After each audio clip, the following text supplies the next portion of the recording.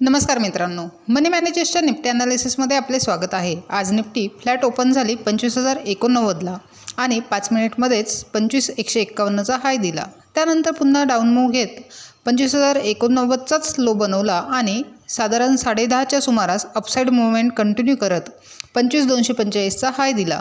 त्यानंतर पूर्ण वेळ साइडवेज मूव्ह करत क्लोजिंगला पुन्हा अप मूव्ह घेत 25,195ला क्लोज झाली। एकंदरीत निफ्टीने अप मूवमेंट दिलेली आहे। डेली टाइम फ्रेममध्ये बघितले तर पॉझिटिव्ह कॅन्डल फॉर्म झालेली आहे। 30 मिनिट टाइम फ्रेममध्ये बघितले तर 25,320 हा एक अपसाइड हर्डल आहे। तो जर क्रॉस झाला तर 25,430 हे टार्गेट हिट होऊ शकते। 15 मिनिट टाइम फ्रेममध्ये बघितले तर एक चॅनल फॉर्म झालेला आहे। तसेच 25,130 आणि 25,235 या दोन महत्त्वाच्या लेवल्स आहेत।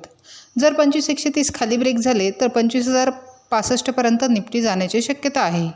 तसेच जर 25,235 ब्रेक झाले आणि निफ्टी सस्टेन राहिली तर 25,320 पहिले टार्गेट आणि कंटिन्यू मूवमेंट झाली तर 25,430 दुसरे टार्गेट हिट होऊ शकते। अशाच निफ्टीच्या ॲनालिसिससाठी चॅनल सबस्क्राईब करा, तसेच व्हिडिओ लाईक आणि शेअर करा।